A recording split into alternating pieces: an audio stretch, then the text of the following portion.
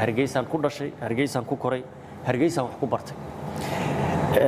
Aragtida midnimada iyo kala tagga waa fikir dadka Soomaaliland ka soo jeeda ay ku kala duwan yihiin. Laakiin fikirkaasi oo 30 sanadood soo ugu dambeeyayba ku dhawaad ilaa 19 laga bilaabo aragti dadna qabaan, dadka qaarkiina ay qabaan haddii si aad yeeli weydo maxaa si kala ayuu abwaankii lahaa u waaceena maxaa lagu dayi karaa oo kale war 30 sanadood miyaan meeshii u taagnaanaynaa. waa marar madoon dunidu hal dal bay aqoonsan tahay, halka dal oo baasaboorkiisa aynu ku safarno oo shahaadooyinkiisa tasdiiqintooda aynu ku soconno oo hadday tahay waxbarasho dibadeed takaliya lagu tagi karaa ay ka tahay. marka in dalkii waa la wada yahay, haddii la wada jirayana lagu wada jiro sifo sharci iyo dastuuri ku dhisan oo la wada hadlo, qofka aragtida qabaana u ogolaado qofka aragtida ka soo horjeeda qaba ee ka duwan in uu dood furo oo xiwaar furo oo yiraahdo walaalayaalow hadduu taagan yahay tani ina dhiqi mayso kumana sii socon karno 30 sanaan maraynaa maxaa xal ah. haddaad adigu qabto maya waa kala tegaynaa, walaalkaana qabo maya waa wada jiraynaa, waa in la furaa xiwaar iyo dood si maxaa lagu sii wada jiraya.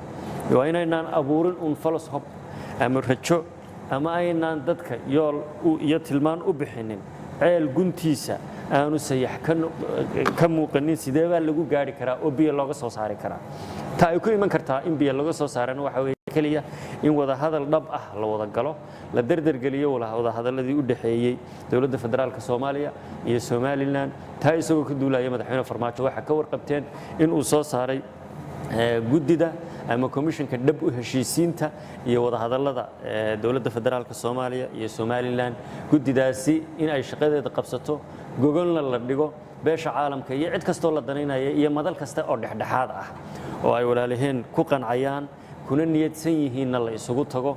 waa halka aan rabno in ay ka soo baxdo tub ama road map wada hadaladu qaataan oo lagu heshiiyo oo aakhirkii wixii marxaati duniduna ka wada tahay, labada dhinacna ku wada hadleen, labada madaxweynena ay isaga yimaadeen madaxweyne Farmaajo markii labada guddi ay soo jeedintooda iyo taladooda iyo maxsuulka wixii laga wada hadlay ay soo bandhigaan, la yiraahdo taasaynu ku gabagabaynaynaa oo loo qaadayaa afti mahaabaad ogoshahay iyo midnimo mise waxaad leedahay maya waxaan u baahannahay.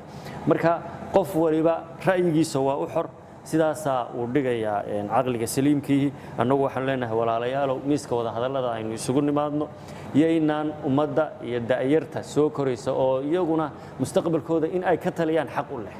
maanta shacabweynaha Soomaaliyeed 75% ka yar waa dhalinyaro. dhalinyaradaasi waxay rabtaa in ay masiirkooda ka taliso, uma baahna in ay badaha ku dhamaadaan, uma baahna in Liibiya uu magafe kaga ganacsado xaaladda ay ku san yihiin.